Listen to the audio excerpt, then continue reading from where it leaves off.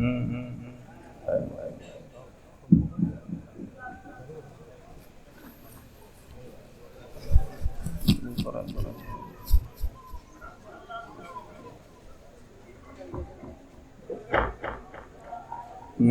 رسول سے جلوہ بار علماء زاہد احترام، محفل رسول میں حاضر باش سنی مسلمان و السلام علیکم۔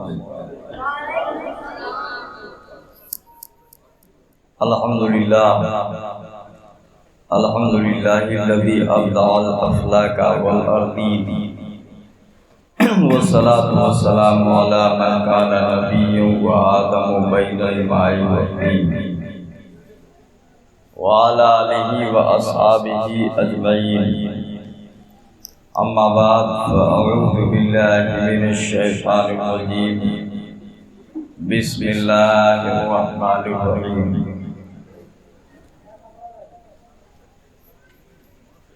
قال اللہ تعالی انما یرید اللہ لیذھب عنکم الرجس اہل البیت ویطہرکم تطہیرا۔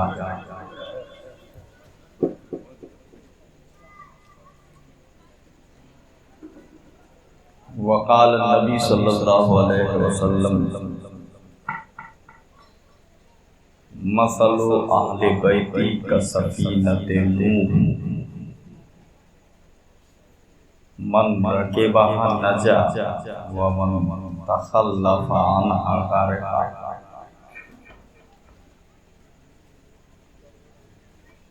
وقال النبی صلی اللہ علیہ وسلم اصحابی کالنجوم فبأیہ اقتدیت اہتدیت۔ صدق اللہ مولانا العظیم وصدق رسولہ النبی الکریم ونحن علی ذلک لمن الشاہدین والشاکرین والحمد للہ رب العالمین۔ جل گیا خیمہ اطہر لیکن دین پر آنچ نہیں آنے دی۔ جل گیا خیمہ اطہر لیکن دین پر آنچ نہیں آنے دی۔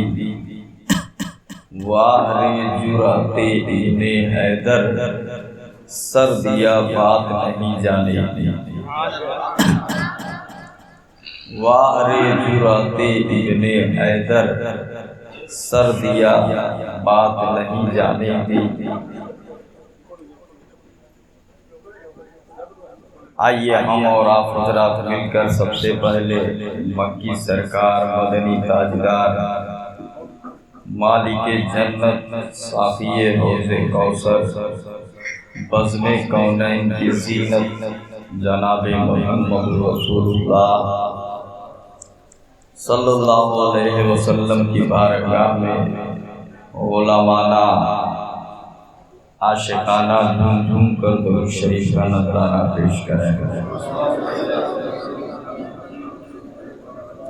اللہم صلی علی سیدنا شفیعنا نبینا مولانا محمد بارک وسلم صلاۃ و سلام علیک یا رسول اللہ۔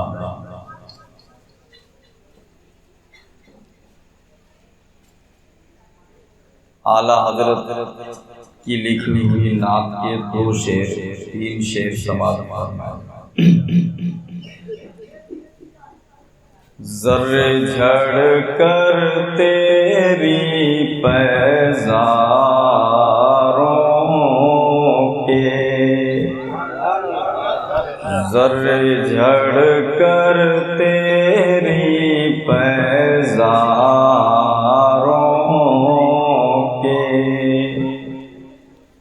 ذرے جھڑ کر تیری پیزاروں کے،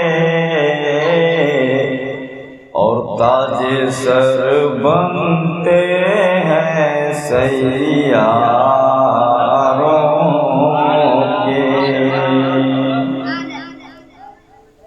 سیارہ مینس ستارہ، اور ذرے جھڑ کر تیری پیزاروں ذرے جھڑ کر تیری پیزاروں چے نسبت خاک را بعالم پاک سمجھانے کے لیے قدم ناز مصطفیٰ یا نالین مصطفیٰ کی جو ذرے گرتے تو وہ ستاروں کے سر کا تاج ہوتا ہے۔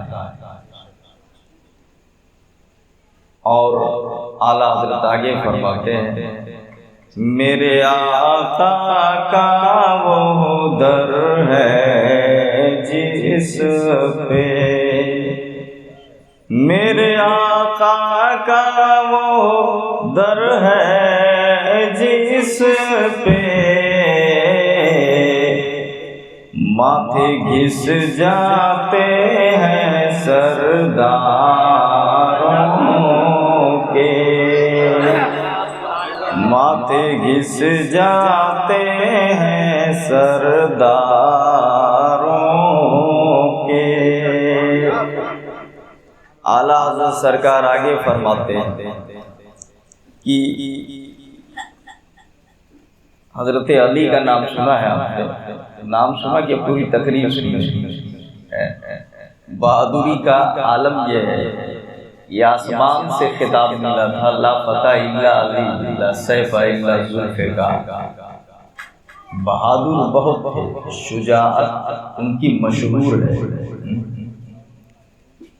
اعلیٰ حضرت فرماتے ہیں بحر تسلیم علی میدان میں بحر تسلیم علی میدان میں سر جھکے رہتے ہیں تلواروں کے سر جھکے رہتے ہیں تلواروں کے۔ اور آخری شعر سن لو، ایسے آقاؤں کا بندہ ہوں رضا، کیسے آقاؤں کا بندہ ہوں رضا، بول بالے میری سرکاروں کے بول بالے میری سرکاروں کے، ذرے جھڑ کر تیری پیزاروں۔ درود شریف پڑھ لیں، اللہم صلی علی سیدنا شفیعنا نبینا مولانا محمد بارک وسلم صلاۃ و سلام علیک یا رسول اللہ، صلاۃ و سلام علیک یا حبیب اللہ۔ سب سے پہلے آپ حضرات ایک ضروری اعلان سماعت فرما لیں، کل محرم الحرام کی 12 تاریخ ہے، کل آخری پروگرام ہے، اور کل کے پروگرام میں نبی رحمت اعلیٰ حضرت شہزادہ حضور معصوم ملت حضرت علامہ مفتی محمد فاران رضا خان صاحب قبلہ مدد نورانی تشریف لا رہے ہیں۔ کل آپ حضرات کو شہزادے کا بھی بیان سننا ہے، اور زیادہ تعداد میں بہت ہی تازہ دم ہو کر کے جذبے کے ساتھ تشریف لائیں۔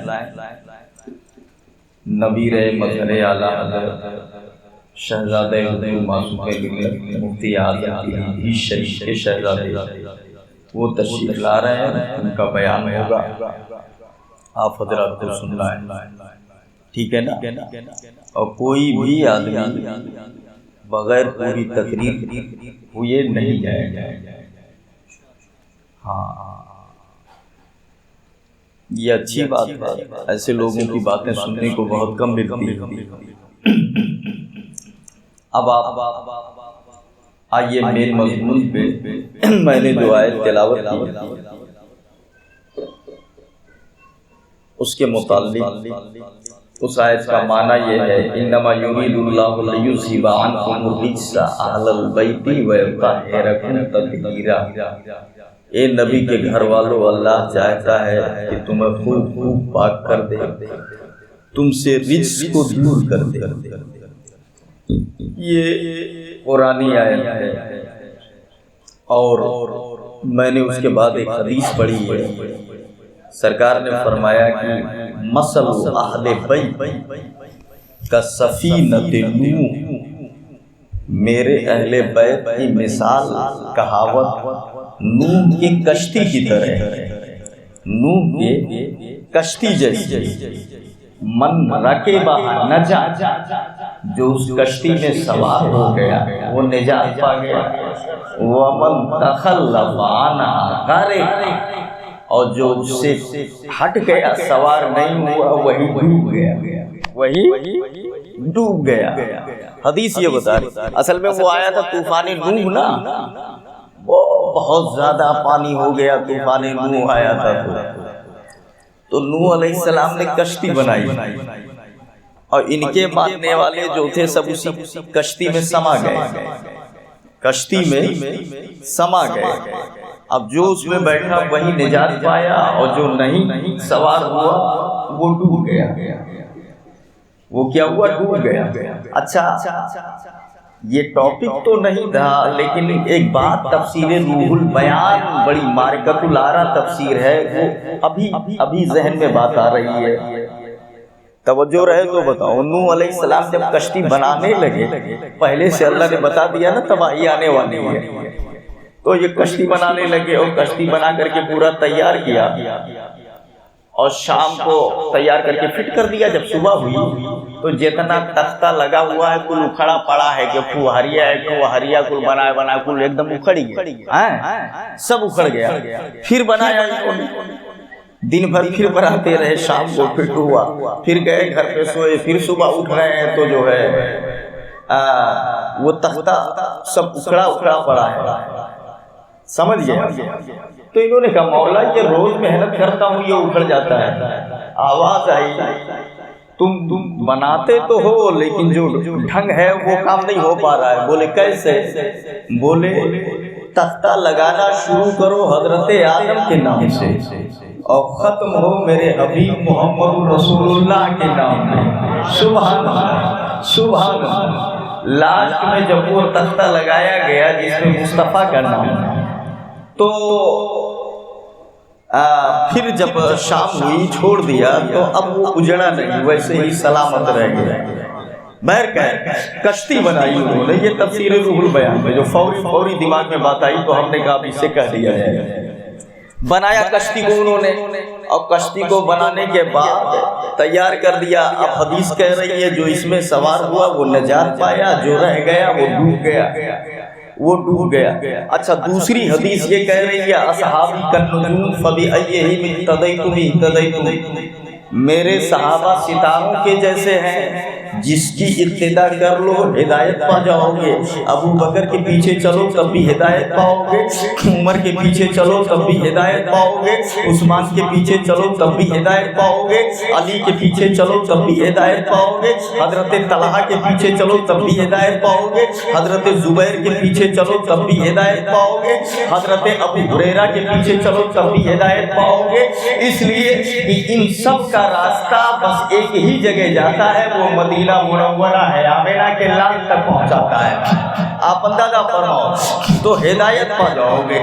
اب نبی یہ کہتے ہیں کہ میرے صحابہ ستاروں کے جیسے ہیں، میرے صحابہ ستاروں کے جیسے ہیں، اور اہل بیت کو کہا کہ یہ کشتی نوح کی طرح ہے، اہل بیت نوح کے کشتی کی طرح ہے، اور صحابہ جو ہے وہ ستاروں جیسے ہے۔ تو ایک حدیث میں صحابہ کو کہا کہ یہ ستاروں جیسے، ان کو کہا یہ کشتی نوح جیسے۔ تو یہ ستارہ اور نوح کشتی، ان دونوں میں مناسبت جانتے ہیں آپ؟ کشتی جو سمندری چلتی تھی، پہلے سمندر میں جو کشتی پانی میں لے کر کے چلا کرتے تھے، تو اس کا راستہ متعین کرنے کا، رات میں جو راستہ متعین کرتے تھے وہ ستارے سے متعین کرتے ہیں۔ جو بالوان ہوتا ہے، جو چلانے والا کشتی کا ہوتا ہے، اس سے اگر آپ پوچھو جو ماہرین ہوتے ہیں تو وہ بتائیں گے راستہ جو متعین کیا جاتا ہے کشتی کا، جو کشتی پانی میں چلتی ہے تو وہ راستہ ستارہ متعین کرتا ہے۔ وہ اب اپنا ان کا علم ہوگا، اپنا حساب ہوگا، کیسے متعین کرتے ہیں، کیسے جانتے ہیں، لیکن اتنا طے ہے کہ راستہ ان کو ستارہ ہی بتائے گا۔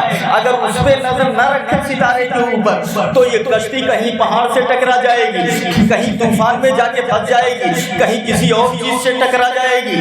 اگر صحیح طریقے سے کشتی کو منزل مقصود تک پہنچانا ہے، صحیح طریقے سے اپنے منزل پہ حفاظت کے ساتھ اترنا ہے، اپنے گھر پہ یا اپنے شہر میں صحیح طریقے سے حفاظت کے ساتھ منزل پہ پہنچنا ہے تو ستاروں پہ نظر کرنی ہوگی، ستاروں پہ نظر کرنی ہوگی، ورنہ وہی کشتی لے کے چلو گے کہیں اور چلی جائے گی، کہیں اور ٹکرا جائے گی پہاڑ سے، پاش پاش ہو جائے گی، سمر جائیں گے۔ پتہ کیا چلا؟ حفاظت کے لیے ستارے پر نظر رکھنا ضروری ہے۔ سب سے پہلے حفاظت کے لیے کشتی اہل بیت پر سوار ہونا ضروری ہے، سوار ہونا ضروری ہے۔ جب کشتی اہل بیت پر سوار ہو گیا، اب صحابہ جو ستارے کی طرح ہے، اگر کشتی میں سوار تو ہو گیا مگر چلانے کے لیے صحابہ پہ نظر رکھنا ضروری ہے۔ ابو بکر کون ہے، عمر کون ہے، عثمان غنی کون ہے، علی کیا ہے، حضرت طلحہ کیا ہے، ان سب کی عظمت پہ نظر رکھنا، ان کے مقام و مرتبوں پہ نظر رکھنا۔ یاد رکھیے گا کشتی اہل بیت میں سوار ہو جاؤ اور صحابہ جو ستارے ہیں ان پہ نظر رکھ، ان کی دل و محبت دل میں بسا لے۔ یہ دونوں چیزیں جب ہوگی تب کشتی منزل مقصود تک پہنچے گی۔ فخر کے ساتھ کہتے ہیں الحمدللہ اہل سنت، اہل سنت اہل بیت کی کشتی پر بھی سوار ہے اور صحابہ ستاروں کی محبت بھی لیے ہوئے ہیں۔ تبھی تو اعلیٰ حضرت بولے اہل سنت کا ہے بیڑا پار، اصحاب حضور نجم ہے اور ناؤ ہے عطرت رسول اللہ کی، عطرت رسول اللہ کی۔ اب ایک ہاں ذرا زور سے ہاتھ اٹھا کے بولو، ہاں اب ذرا سا پوائنٹ سمجھو۔ نجم کے معنی عربی میں ستارہ ہوتا ہے، نجم کے معنی عربی میں ستارہ ہوتا ہے، اور ناؤ ہے، ناؤ تو جب ناؤ تو ناؤ، اس میں یہ تو کوئی بہت ہارڈ لفظ نہیں ہے، ناؤ ناؤ ہے نا، ناؤ مینس کشتی۔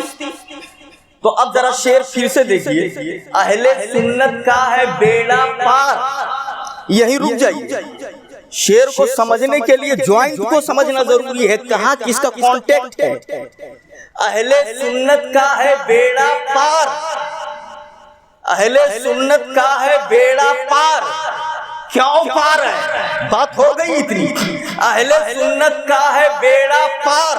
اب سوال کرو اے اعلیٰ حضرت کیوں پار ہے، کیسے پار ہے؟ تب یہ جواب ہوگا اس لیے پار ہے کہ اصحاب حضور نجم ہے اور ناؤ ہے عطرت رسول اللہ کی، سبحان اللہ۔ اور یہ دونوں ہمارے پاس ہے، یہ دونوں ہمارے پاس ہے، تو بیڑا تو پار ہی ہوگا، بولو ہوگا نہیں ہوگا؟ ہاں کشتی بھی ہے، نجم بھی ہے، دونوں ہیں، تو بیڑا تو پار ہی ہوگا۔ اللہ سمجھ عطا فرمائے، نبی کی محبت میں جلائے۔ دیکھو ایسا ہے نا بھیا، فضائل اہل بیت وہ ہے کہ ایسے تو روز ہم سے سنا کرو تو روز ایک ایک نوا نوا آوا کری، ٹھیک ہے نا؟ ابھی تو 12 دن ہوا، اگر 2-4 دن اور آگے بڑھتا تو ایک ایک نیا نیا روز ملتا رہتا۔ وجہ یہ ان کے فضائل اتنے ہیں، مراتب اتنے ہیں، اللہ کی عزت کی قسم کہ راتیں تو ختم ہو جائیں گی لیکن ان کا مرتبہ ختم نہیں ہونے والا ہے، جو مصطفیٰ نے دے دیا، جو اللہ نے دے دیا۔ اب آئیے مین ٹاپک پہ، باقی باتیں کل بتائیں گے۔ حضرت امام حسین کی شہادت میدان کربلا میں ہو گئی، ٹھیک ہے؟ یہ میں نے آپ کو اسی دن بتایا تھا، 10 یا 9 محرم الحرام۔ شہادت ہو جانے کے بعد ان ظالموں نے کیا کیا؟ خالی اتنا ہی نہیں کیا، بہت ظلم کیا، جل گیا خیمہ اطہر لیکن دین پر آنچ نہیں آنے دی، وار جرأت ابن حیدر سر دیا بات نہیں جانے دی، بات نہیں جانے دی، بولے بیعت نہیں کرنا ہے تو نہیں کرنا ہے، نہیں کرنا ہے تو نہیں کرنا ہے۔ آج کا ریفارمر ہوتا بہت زیادہ نہیں، انہوں نے بولا ایسا نہیں ہے، ایسا نہیں ہے، ایسا نہیں ہے، نہیں مان رہے، بس چپے سے 1 لاکھ کی گڈی ایسے بغلیے پکڑائی دو، بس ایسا ہے، بس کل نہیں میں کل ہاں۔ آج کے ریفارمر ایسے پائے جاتے ہیں، بک جاتے ہیں چند باتوں کے اوپر۔ لیکن ذرا حسین کو دیکھیے، اگر کہہ دیا کہ یہ غلط ہے، اللہ کی عزت کی قسم کیا نہیں پیشکش کی گئی تھی؟ آپ کو حکومت دے دی جائے گی، سب کچھ دے دیا جائے گا، کر لو، نہیں کریں گے۔ دوسرا پہلو میں نے یہ بھی بتایا تھا کہ مار دیے جاؤ گے، بولے وہ بھی گوارا ہے، مگر نہیں کریں گے تو نہیں کریں گے، یاد رکھیے گا۔ اسلام کی حفاظت، شریعت کی حفاظت کے لیے آئے ہیں۔ اب ذرا دیکھو، جب امام کی شہادت ہو گئی، یہ یزیدیوں کا لشکر آگے بڑھتا ہے، اور آگے بڑھنے کے بعد خیمہ حسینی کو لوٹ لیا، آگ لگا دیا خیمہ حسینی کو، امیں اور مال و اسباب کو لوٹ لیا، قیدی بنا لیا۔ امام زین العابدین کے ہاتھوں میں زنجیر پہنا دی گئی، امام زین العابدین کے ہاتھوں کو زنجیروں سے جکڑ دیا گیا۔ اہل بیت کی پاکیزہ عورتیں جو ہیں، پاکیزہ عورتیں رات بھر اسی میدان میں کھلے ہوئے آسمان کے نیچے وہیں پڑی رہی۔ 10 محرم الحرام کے بعد جب 11 تاریخ آتی ہے، ذرا دیکھیے تو امام پاک کے سر مبارک کو خولی بن یزید، شمر بن جوشن وغیرہ کے سرکردگی میں شہداء کے سروں کو آگے امام کا سر ہے، اس کو ابن زیاد کی دربار میں کوفہ بھیجا جاتا ہے، کوفہ ابن زیاد کی دربار میں بھیجا جاتا ہے، اور عمر ابن سعد وہاں رک جاتا ہے، وہاں اپنا رک جاتا ہے۔ اس کے جو مارے گئے ہیں 11 محرم الحرام کو، اس کے جو مارے گئے ہیں سب کو اکٹھا کرتا ہے اور سب پر نماز جنازہ پڑھتا ہے، اور شہیدان راہ وفا کے لاشوں کو ویسے ہی پڑے رہنے دیتا ہے۔ اب ذرا دیکھیے، جب یہ لوگ یہاں سے چلے آئے اور یہ قافلہ، یہ لٹا ہوا قافلہ چلا، امام کے سر مبارک کو سب سے آگے نیزے پہ چڑھایا گیا، باقی شہداء کے سروں کو نیزے پہ بلند کیا گیا ہے۔ امام زین العابدین کے ہاتھوں میں زنجیر ڈال دی گئی ہے۔ اہل بیت کی پاکیزہ عورتوں کو اونٹوں کے، گھوڑوں کے، اونٹوں کے ننگی پیٹھ پر ایسے بٹھایا گیا ہے، اس طرح سے ظلم کیا گیا ہے، اور اس کے بعد ان کو ابن زیاد کی دربار میں بھیجا گیا۔ جب یہ لوگ میدان کربلا سے چلے آئے، اس کے بعد جو ہے غازریہ ایک گاؤں تھا وہیں پاس میں، وہاں کے لوگ آئے اور جو شہید ہوئے تھے امام حسین کے ساتھی، ان کی لاشوں کو دفن کیا۔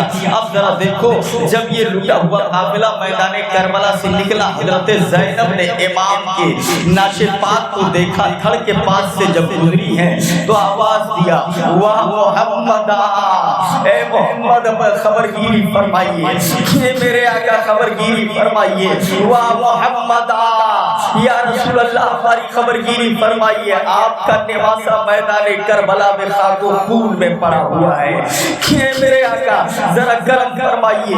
یہ کہتی ہی وہ آگے بڑھتی ہے، ذرا دیکھیے کیسا دردناک منظر ہے۔ یہ لٹا ہوا قافلہ اہل بیت کا جب آگے بڑھتا ہے، ابن زیاد کی دربار میں لایا گیا، ابن زیاد کے دربار میں لایا گیا، ابن زیاد کے دربار میں امام پاک کے سر مبارک کو ایک تشت میں سامنے رکھا گیا۔ ابن زیاد کے ہاتھ میں چھڑی تھی، اس چھڑی سے امام پاک کے لمحائے پاک کو اور دانتوں کو جنبش دینے لگا، حرکت کرنے لگا۔ وہیں پہ ایک صحابی بیٹھے ہوئے تھے، زید بن ارقم جن کا نام بتایا جاتا ہے، برداشت نہیں ہوا، کہا ابن زیاد چھڑی کو ہٹا دے، یہ وہ لب ہے جن کو میں نے اپنی آنکھوں سے مصطفیٰ کو چومتے ہوئے دیکھا ہے، آمینہ کے لال کو چومتے ہوئے دیکھا ہے، ہٹا دے چھڑی کو، ذرا دیکھیے تو صحیح۔ اب کیا ہوتا ہے، ابن زیاد کہتا ہے اگر تو بوڑھا نہ ہو گیا ہوتا، تیری عقل نہ خراب ہو گئی ہوتی، میں تجھے مروا دیتا تو میں تجھے مروا دیتا۔ حضرت زید بن ارقم وہاں سے اٹھے، اور اٹھنے کے بعد یہ کہتے ہوئے چلے آئے کہ غلام نے غلام کو حاکم بنا دیا ہے، جو سب کو اپنا غلام ہی سمجھتا ہے۔ اے لوگو، تم سب کے سب جو ہے ذلیل ہو گئے ہو، ذلیل ہو گئے ہو، جن لوگوں نے حاکم بنایا ہے، تمہاری ذلت اب یہ ذلیل کرے گا گا سب کو. آپ اندازہ فرمائے یہ کہہ کر کے وہ دربار سے اٹھ کر کے چلے آئے. ابن زیاد کا ایک اعلان ہوتا ہے, اے کوفے والوں, کوفے کی بڑی مسجد میں سب کے سب جمع ہو جاؤ. جتنے لوگ تھے سب کوفے کی بڑی مسجد میں جمع ہو گئے. ابن زیاد بدنہاد آتا ہے, ممبر میں کھڑا ہوتا ہے اور ممبر میں کھڑا ہونے کے بعد کہتا ہے اے لوگوں اللہ کا شکر ہے اس نے امیر معاویہ اس نے جو ہے امیر المومنین یزید ابن معاویہ کو فتح دی اور ان کے لشکر کو فتح دی اور کذاب ابن کذاب حسین ابن علی کو شکست دیا معاذ اللہ رب العالمین. جب یہ کہا تو وہیں پہ عبداللہ بن عفیف ازدی بیٹھے ہوئے تھے. ایک صحابی یہ بھی ہے بوڑھے ہیں, آنکھوں سے معذور ہیں, ان سے برداشت نہیں ہوا, وہ اٹھ پڑے اور بول پڑے او سن لے کذاب ابن کذاب تو ہے جس نے تجھے حاکم بنایا وہ بھی کذاب ہے. تم لوگ جھوٹے ہو, آل رسول اللہ کے خون بہانے کے مجرم ہو, باتیں صدیقین جیسی کرتے ہو, مجرم تم ہو, گنہگار تم ہو, تم نے آل رسول کا خون بہایا ہے. یہ جب کہا ابن زیاد غصے میں آ گیا اور اس نے کہا ان کو پکڑ لو اور ان کا سر کاٹ لیا جائے. عبداللہ بن عفیف ازدی کے قوم کے لوگ وہاں موجود تھے جنہوں نے ان کو چھوڑا لیا اور گھر لے آئے, مگر ابن زیاد کو سکون نہیں ہوا, گھر سے بلوا کر کے اور ان کا سر قلم کروا دیا. انا للہ و انا الیہ راجعون. ایک اور شہید کا اضافہ ہوتا ہے, ایک اور شہید کا اضافہ ہوتا ہے اور ان کے ناش مبارک کو لٹکا دیا سڑک پہ, راستے پہ اعلان کر دیا جو بھی یزید کی بغاوت کرے گا اس کا یہی انجام ہوگا. آپ دیکھو مسلمانوں, مگر ظالموں کو پتہ نہیں تھا کہ شہیدان وفا کا خون ناحق رنگ لائے گا. یاد رکھیے گا جہاں بھر کے یزیدی کو پیام مرگ لائے گا, شہیدان وفا کا خون ناحق رنگ لائے گا. آپ ابھی تو خون بہاتے دیے جا رہے ہیں مگر ان کو پتہ نہیں تھا تاریخ بدلے گی اور تاریخ کروٹ لے گی, وقت بدلے گا. اب ذرا دیکھیے وقت گزرتا ہوا جا رہا ہے. وہ دربار سے مسجد سے باہر نکلا اور اس کے بعد شمر ذی الجوشن کی سرکردگی میں اور ایک دو لوگ تھے ایک دستے کے ساتھ میں شہیدان راہ وفا, شہیدان راہ خدا امام حسین کے ساتھیوں کو سروں کو نیزے پہ چڑھا کر کے سب سے پہلے تو اس نے کوفہ کی گلی اور بازار میں گھمایا, سروں کو گلیوں میں گھمایا, اس طریقے سے اپنی بے غیرتی کا مظاہرہ کیا. اس کے بعد اس نے سارے سروں کو کہا شمر ذی الجوشن وغیرہ کو کہ یہ لے کر کے دمشق کی یزید کے پاس میں جاؤ. اب ذرا دیکھیے قافلہ تیار کیا گیا, پاکیزہ عورتوں کے ہاتھوں میں پیروں میں زنجیر ہے, اونٹوں کی ننگی پیٹھ پر بٹھایا گیا ہے اور اس کے بعد امام زین العابدین کے ہاتھوں میں زنجیر ہے, ان کو سامان کی طرح لا لیا گیا ہے اور یہ قافلہ لٹا ہوا لے کر کے یہ لوگ جا رہے ہیں ابن زیاد کے پاس سے یزید کے پاس میں دمشق یزید کے دربار میں لے کر کے جا رہے ہیں. وہاں سے قافلہ چلا ابن زیاد کے دربار سے کوفہ سے یہ لٹا ہوا قافلہ چلا اور اس کے بعد دمشق جب جانے لگے چلتے چلے جا رہے ہیں. آپ کو معلوم ہے, میں آپ کو بتا رہا ہوں ذرا سنیے, کوئی حافظ تھا جو قرآن کی تلاوت کر رہا تھا اسی مجمع کے اندر. قرآن کی تلاوت کرتے کرتے جب وہ اس آیت پر پہنچا ان اصحاب الکہف والرقیم کانوا من آیاتنا عجبا, قرآن فرماتا ہے اصحاب کہف و رقیم کا واقعہ بڑا عجیب و غریب ہے. اللہ نے فرمایا اصحاب کہف جو کئی 100 سال تک غار میں سوتے رہے اور اس کے 300 سال تک غار میں سوتے رہے, اس کے بعد اللہ نے انہیں اٹھایا, بال بڑے بڑے ہو گئے, ناخن لمبے لمبے ہو گئے. اللہ فرماتا ہے یہ بڑا عجیب واقعہ ہے, اتنے سال میں آدمی مر جاتا ہے, یہ میری نشانی ہے جو میں نے ان کو اٹھا دیا. سب ابھی تک سوتے ہی رہے. جب قرآن کی اس آیت کی تلاوت کی حافظ نے کہ اپنا اصحاب الکہف والرقیم کانوا من آیاتنا عجبا, کہ اصحاب کہف کا واقعہ بڑا عجیب و غریب ہے, بڑا حیرت انگیز ہے. اللہ کی عزت کی قسم اتنے میں حسین کا سر بول پڑا, لبھائے مبارک سے آواز آئی اے لوگو عجب من اصحاب الکہف حملی و قتلی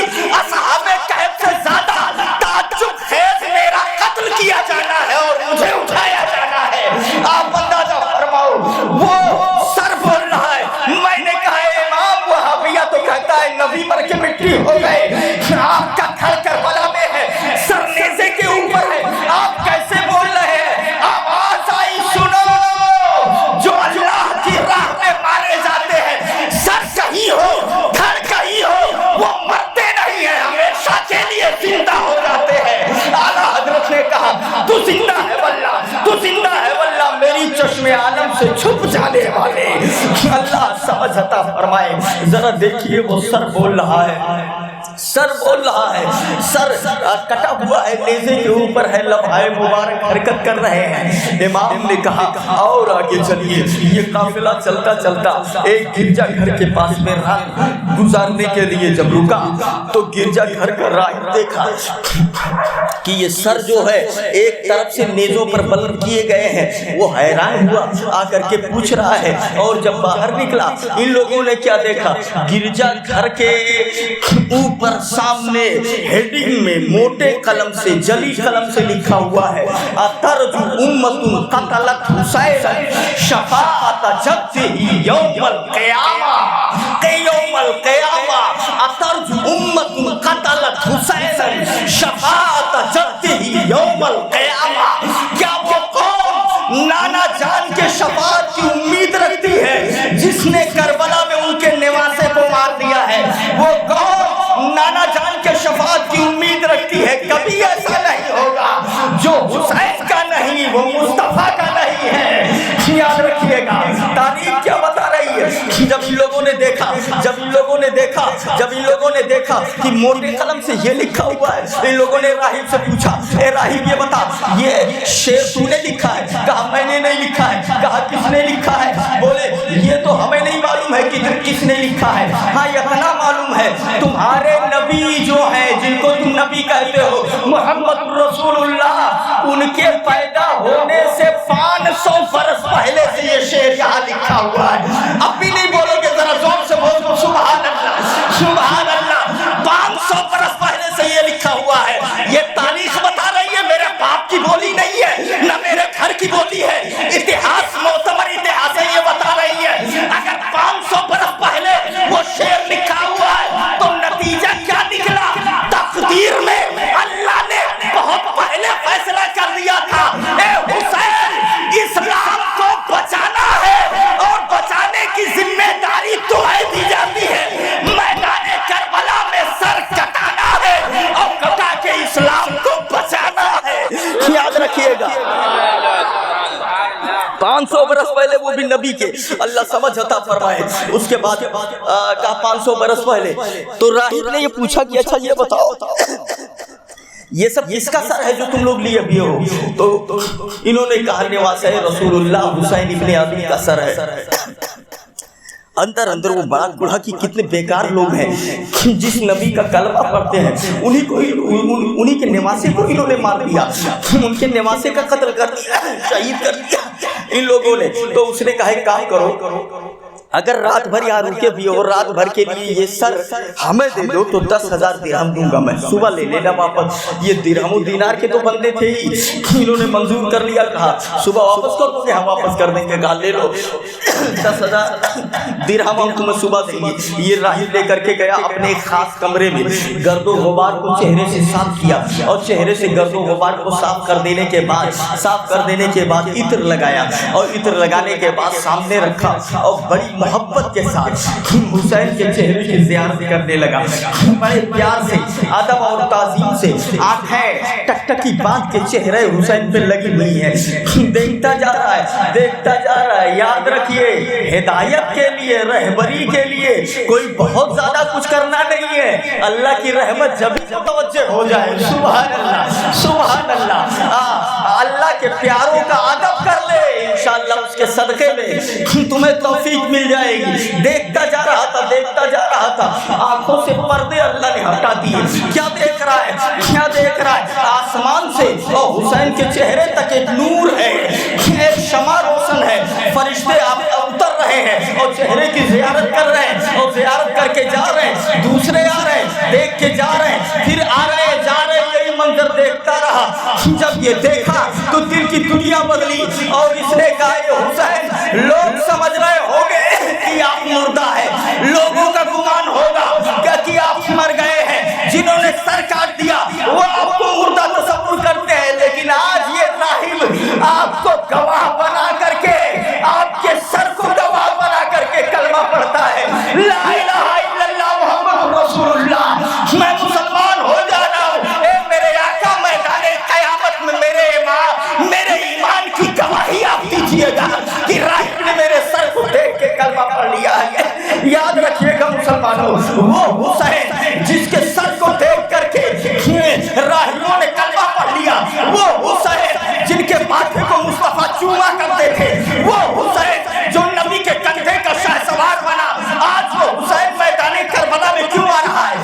اقتدار کی لڑائی لڑنے کے لیے، حکومت حاصل کرنے کے لیے نہیں، کربلا کے ذرے بتاتے ہیں، کربلا کی تاریخ بتاتی ہے، کربلا کا اتہاس بتاتا ہے۔ حسین کربلا میں اقتدار کی لڑائی لڑنے نہیں آئے، اگر اقتدار کی لڑائی لڑنے آتے تو 6 ماہ کے بچے کو کیوں لاتے؟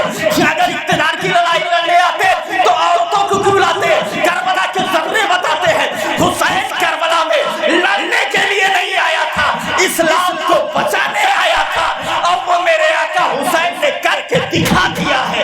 اللہ سمجھ عطا فرمائے۔ اور دیکھو ذرا اس کے بعد کیا ہوتا ہے، تاریخ کیا بتا رہی ہے۔ رات بھر دیکھتا رہا، کلمہ پڑھ لیا، صبح کی سفیدی نمودار ہوتی ہے، یہ لوگ اٹھے، بولے سر لاؤ، سر دے دیا، بولے پیسے دو، 10,000 درہم دے دیا۔ یہ لے کر کے جب وہاں سے چلے، کچھ دور گئے تھے کہ انہوں نے سوچا کہ اب لاؤ پیسے کو بانٹیں آپس میں۔ کھولا جب تھیلی تو کیا دیکھا، وہ درہم میں نے آپ کو 2-3 دن پہلے بتایا تھا چاندی کے سکے کو کہا جاتا ہے۔ جب اس کو کھولا تو سارے چاندی کے سکے مٹی کے ٹھیکرے بن گئے تھے، مٹی کا ٹھیکرا بن گیا تھا، اور اس کے اوپر آیت کریمہ لکھی ہوئی تھی، سَيَعْلَمُ الَّذِينَ ظَلَمُوا أَيَّ مُنقَلِبٍ يَنقَلِبُونَ۔ قریب ظالمین جان لیں گے کہ کس کروٹ پلٹا کھائیں گے، کس کروٹ پلٹا کھائیں گے۔ ایک طرف تو یہ لکھا ہوا تھا اور دوسری طرف یہ لکھا ہوا تھا وَلَا تَحْسَبَنَّ اللَّهَ غَافِلًا عَمَّا يَعْمَلُ الظَّالِمُونَ۔ لوگ یہ گمان نہ کریں کہ جو وہ کر رہے ہیں ظالم اللہ اس سے غافل ہے، اللہ اس سے غافل نہیں ہے۔ یاد رکھیے گا، اب بھی ظالموں کی آنکھ نہیں کھلی۔ اس ٹھیکری کے اوپر یہ آیتیں لکھی ہوئی تھی۔ آگے چلے، آگے چلے، چلتے چلے جا رہے ہیں۔ یہ قافلہ اہل بیت کا لوٹا ہوا جب یزید کے دربار میں پہنچتا ہے تو یزید کے دربار میں پہلے ہی خبر ہو گئی تھی کہ امام پاک کے سر پاک کو لے کر کے آ رہے ہیں۔ یزید نے پورے دمشق کو سجانے کا حکم دے دیا اور کہا خوشیاں مناؤ، پورے شہر کو سجا دیا جائے۔ سب سجا دیا گیا۔ حضرت سہیل رضی اللہ تعالیٰ عنہ، سہل رضی اللہ تعالیٰ عنہ نبی کے صحابی ہیں، وہ تجارت کرنے کے لیے گئے ہوئے تھے۔ انہوں نے دیکھا تو پتہ چلا، پوچھا کہ یہ کیوں سجایا گیا ہے؟ جواب دیا گیا شامیوں نے آل رسول اللہ کا سر بھیجا ہے، وہ لے کر کے آ رہے ہیں، وہ لے کر کے آ رہے ہیں، ذرا دیکھیے۔ تو بولے کس دروازے سے داخل ہوں گے؟ تو بولے فلاں دروازے سے داخل ہوں گے۔ اسی پہ چلے گئے، اور جب دیکھا تو آنکھوں سے آنسو آ گئے، آنکھوں سے آنسو آ گئے۔ بولے بہت بڑا ظلم کیا ہے تم لوگوں نے آل رسول اللہ کا خون بہا کر کے۔ آپ اندازہ فرماؤ مسلمانوں، یہ سر جب یزید کے پاس میں پہنچا، دربار لگا ہوا تھا، اس کے سامنے رکھا گیا۔ پہلے تو یزید نے کہا کہ بہت غلط کیا جس نے مارا ہے، واللہ اگر میرا ڈائریکٹ معاملہ ہوتا تو میں حسین کو قتل نہیں کرتا، مگر یہ اس کی مکاری ہے، تاریخ بتا رہی ہے۔ یہ سیاست تھی لوگوں سے بچنے کے لیے، پبلک کے ذہن سے بچنے کے لیے اس نے ایسا کیا تھا، ورنہ باقی جو اسرار و رموز آگے پیچھے کے بتا رہے ہیں، پس منظر اور پیش منظر، وہ یہ بتا رہے ہیں کہ سب اسی کے مرضی سے ہوا ہے، اور یہ خوش تھا، لیکن اب چونکہ معاملہ ایسا ہو گیا تھا تو پبلک کو اپنا بدظن نہ بنے پبلک، اس لیے ایسا بول رہا تھا۔ آپ ذرا دیکھیے، وہی یزید کا دربار ہے اور اس کے سامنے امام پاک کے سر پاک کو رکھا گیا، اس کے ہاتھ میں بھی چھڑی ہے، وہ لمحہ ناز کو حرکت کرنے لگا، لمحہ ناز کو حرکت دینے لگا، اور اس کے بعد کہا ان کی میری مثال ایسے ہے کہ قوم نے تو فیصلہ نہیں کیا ہے مگر تلواروں نے فیصلہ کر دیا ہے۔ آپ اندازہ فرماؤ مسلمانوں، اس طرح کی بات کرتا ہے۔ اس کے بعد جو ہے حضرت زین العابدین کے پاس آیا، کہا جو ہوا وہ ہو گیا، جو لکھا تھا وہ ہوا، چھوڑیے، آپ لوگ مدینہ شریف چلے جائیے، آپ لوگ مدینہ شریف چلے جائیے، اور جو بھی دقت پریشانی ہوگی وہ ہمیں بتاتے رہیے گا۔ نعمان بن بشیر جو کوفہ کے گورنر تھے اور اہل بیت سے محبت رکھتے تھے، ان سے کہا آپ ان سب کو لے جا کر کے مدینہ پہنچا دیجیے۔ اب ذرا دیکھیے، اب یہ قافلہ نکلا نہیں ہے، یزید بیٹھا ہوا ہے، اور یزید کا ایک بیٹا بھی بیٹھا ہوا ہے، یزید کا ایک بیٹا بھی بیٹھا ہوا ہے۔ اب ذرا دیکھو، حضرت امام زین العابدین بھی ہیں۔ یزید کہنے لگا امام زین العابدین سے کہ یہ میرا بیٹا ہے، آپ کشتی لڑو گے، کشتی لڑو گے؟ امام زین العابدین نے کہا کہا ایک تلوار اس کے ہاتھ میں دے دے اور ایک تلوار میرے ہاتھ میں دے دے، ابھی پتہ چل جائے گا کون زیادہ طاقت والا ہے، کون لڑنا جانتا ہے کہ نہیں جانتا ہے۔ امام زین العابدین نے کہا تو یزید جب یہ سنا تو بولا میری دربار میں سب کچھ میرا ہو، ایسا بچہ بول رہا ہے؟ بولے واقعی تمہارے رگوں میں علی کا خون ہے، ذرا زور سے بولو سبحان اللہ سبحان اللہ۔ جب یہ سنا تو لڑکے کو لڑکا ذرا تل ملایا یزید کا لڑکا تل ملایا، کیسا بول رہا ہے؟ اتنے میں یزید کے نام کا نکارہ بجا، بجانے والے نے بجایا، اس کے نوکر نے بجایا، یزید کے نام کا نکارہ بجا تو یزید کا بیٹا بول رہا ہے، یزید کا لڑکا بولا کہ یہ دیکھ میرے باپ کا نکارہ بج رہا ہے، میرے باپ کا نکارہ بج رہا ہے، میرے باپ کا ٹنکا بج رہا ہے، تیرے باپ کا ٹنکا کہیں بج رہا ہو تو بتاؤ۔ مشیت مولا رضائے مولا مرضی الہی، ٹھیک اسی ٹائم نماز ظہر کا وقت ہو گیا تھا، اتنے میں مؤذن نے مسجد سے آواز دیا اللہ اکبر اللہ اکبر اللہ اکبر اللہ اکبر۔ امام زین العابدین نے کہا لا شیء اکبر من، کوئی بھی چیز اس سے بڑی نہیں ہے، یقیناً وہی سب سے بڑا ہے۔ اتنے میں مؤذن کہتا ہے اشہد ان لا الہ الا اللہ، انہوں نے کہا اشہد ان لا الہ الا اللہ، مؤذن آگے بڑھا بولا محمد رسول اللہ، انہوں نے آواز دیا اے مؤذن تجھے رسول اللہ کا واسطہ ذرا رک جا رک جا، مؤذن ٹھیک جاتا ہے۔ امام زین العابدین نے پکارا للکارا یہ دیکھ یہ کس کے باپ کا ڈنکا بج رہا ہے، کس کے نانا کا ڈنکا بج رہا ہے، یہ بتا مصطفیٰ تیرے نانا ہے یا میرے نانا ہے؟ یہ میرے گھرانے کا ڈنکا بج رہا ہے، اور سن تیرے باپ کا ڈنکا آج بج رہا ہے کل بند ہو جائے گا، آج بج رہا ہے 4 دن کے بعد ختم ہو جائے گا، مگر یہ میرے گھرانے کا ڈنکا آج بھی بج رہا ہے کل بھی بجے گا، قیامت تک بجتا رہے گا، یہ ختم ہونے والا نہیں ہے۔ سبحان اللہ سبحان اللہ اللہ سبحان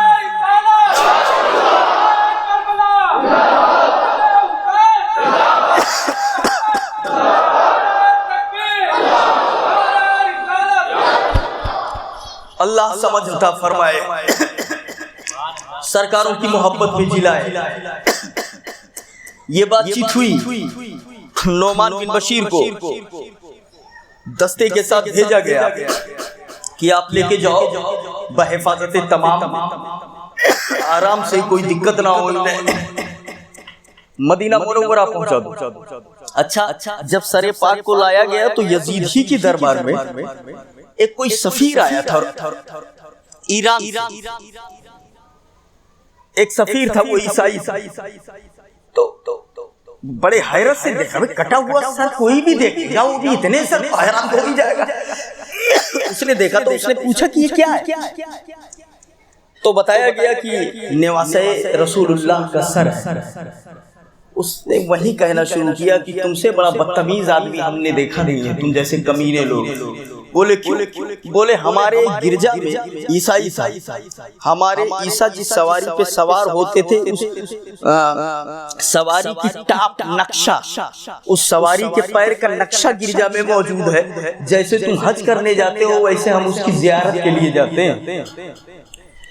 ان کے پیر کا نقشہ نہیں، سواری کے پیر کا ٹاپ اس کا نقشہ موجود ہے، اس کی ہم عزت کرتے ہیں۔ تم نے نواسے رسول اللہ کو مار دیا، اپنے نبی کے نواسے کو مار دیا، جن کا کلمہ پڑھتے ہو کتنے غلط لوگ ہو تم لوگ، ذرا دیکھیے۔ مگر ان ظالموں کو سمجھ میں نہیں آیا، گئے یہودی عیسائی تو کہہ رہے کہ تم نے غلط کیا، مگر یزیدیوں کو سمجھ میں نہیں آیا۔ اب اگر میں کہوں تو کسی کو شکایت نہیں ہونی چاہیے، کل یزیدیوں کو نہیں سمجھ میں آیا تو کوئی حیرت کی بات نہیں، اتنے زمانے کے بعد آج کے یزیدی کو بھی اب بھی نہیں سمجھ میں آ رہا ہے۔ وہاں بھی لکھا کہ حسین اگر زندہ بچ جاتا تو قتل کرنا واجب تھا، بولو معاذ اللہ، بولو یہ لکھتا ہے کتاب میں۔ اب بولو اگر ان کا ہم رد کریں تو ہم ہی گنہگار ہیں، اگر ہم گنہگار ہیں تب کیوں ایسی محفل کرتے ہو؟ ایک طرف عقیدت بھی، دوسری طرف دشمن کی وفاداری۔ یہ نہیں ہونا چاہیے، ایک کے سچے پکے بن جاؤ، یاد رکھیے گا، اور ادھر نہیں ادھر جاؤ گے تو پورا جہنم ہے، جہنم ہے، کل کالا ہے کالا ہے، کچھ بچا نہ ہے۔ نواز رسول کے بن جاؤ تو جنت ان کی ہے، ہم غلام بھی انہی کے ہیں۔ سبحان اللہ، ہم غلام بھی انہی کے ہیں۔ ان الحسن والحسین سیدہ شباب اہل الجنہ، حسن و حسین جنتی جوانوں کے سردار ہیں۔ سبحان اللہ، تو جنت ان کی، جنت ان کے نانا کی، اور ہم غلام ان کے نانا کے غلام ہیں۔ انہی دامن سے وابستہ ہو جاؤ۔ اب بولو کوئی سنی عالی یا خانقاہ حشمتیہ وہابیوں کا رد کرے، کسی کو تکلیف تو نہیں ہوگی؟ اگر تکلیف ہوتی ہے تو سمجھ لو کہ کہوں نہ کہوں یہ منوے میں کچھ گڑبڑی ہے، ایمان ٹھیک نہ ہے۔ کیا بولے اب آپ سوچئے، حسین کے بارے میں ایسا لکھ رہا ہے، یہ آج تک اس کے سمجھ میں نہیں آیا۔ اللہ تعالیٰ ان کے شر سے محفوظ و معصوم فرمائے۔ یزید نے نعمان بن بشیر کے ساتھ میں اس دستے کے ساتھ میں بھیج دیا اس قافلے کو۔ یہ قافلہ چلتا چلتا مدینہ منورہ پہنچا۔ ابھی تک امام زین العابدین بالکل صبر و ضبط کیے ہوئے تھے، کچھ نہیں بول رہے تھے۔ جیسے روضہ رسول پہ پہنچے، کہا یا رسول اللہ، ایسی آنکھیں ساون بھادو برسانے لگی، مت پوچھیے۔ اس طریقے سے رونے لگے، بولے یا رسول اللہ، آپ کے نواسے کو میدان کربلا شہید کر دیا گیا، آپ کے گھر کو اجاڑ لیا گیا، آل رسول کی پاکیزہ بیویوں کے سروں سے چادر تطہیر کو چھین لیا گیا ہے، اس طرح سے ظلم کیا گیا ہے۔ تو بیمار رونے لگے۔ اس کے بعد امام پاک کے سر مبارک کو، امام پاک کے سر مبارک کو اختلاف ہے کہ کہاں دفن کیا گیا۔ زیادہ تر یہ لکھتے ہیں کہ حضرت فاطمہ کے پہلو میں، حضرت فاطمہ کے مزار پاک کے پاس میں پہلو میں حضرت امام کے سر پاک کو دفن کیا گیا۔ آپ دیکھو اس طرح کا ظلم کیا ہے یزید نے۔ اس کے بعد آج یہ جماعت کہہ رہی ہے کہ یزید جنتی ہے، یزید جنتی ہے، ایڑی چوٹی کا زور لگا رہے ہیں یزید کو جنتی بنانے کے لیے، یزید کو جنتی بنانے کے لیے۔ آپ کو معلوم ہے یزید نے کتنے جرائم کیے ہیں؟ سن لو، اور یہ کیسٹ ریکارڈ ہو رہی ہے، سنا دینا اور بتا دینا۔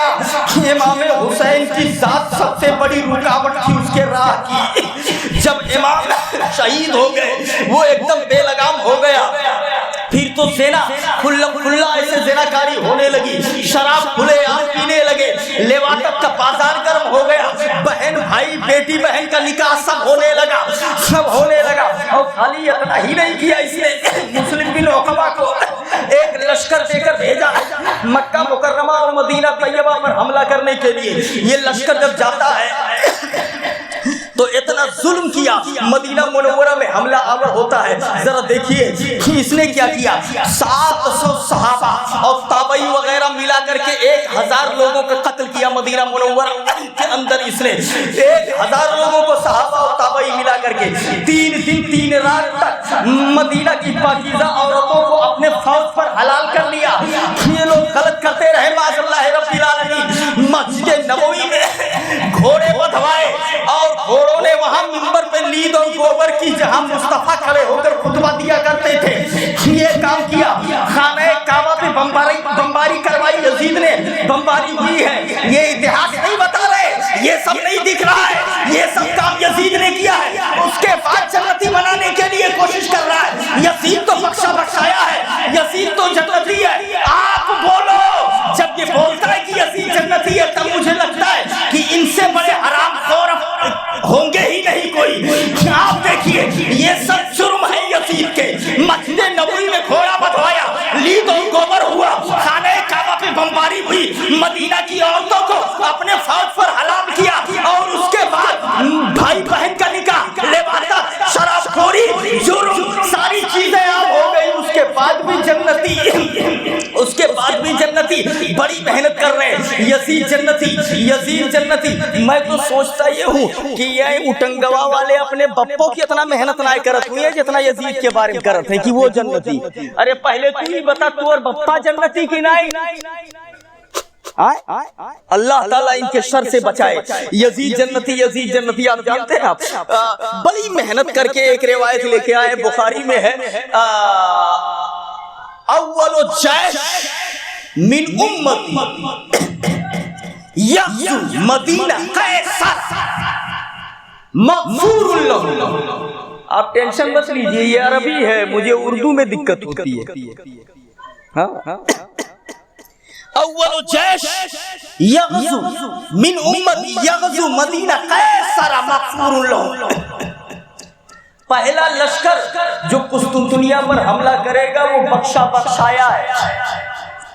ڈھونڈ ڈھانٹ کے حیرت غورت تلاش کر کے یہ لے کے آئے. کاہے اتنا محنت کرت ہو، آخر ہم میں لاگت ہے مجرم کا ساتھی مجرم ہے، تو وہی گھتا ہو. یہ خبیث بھی اسی کی طرح ہے.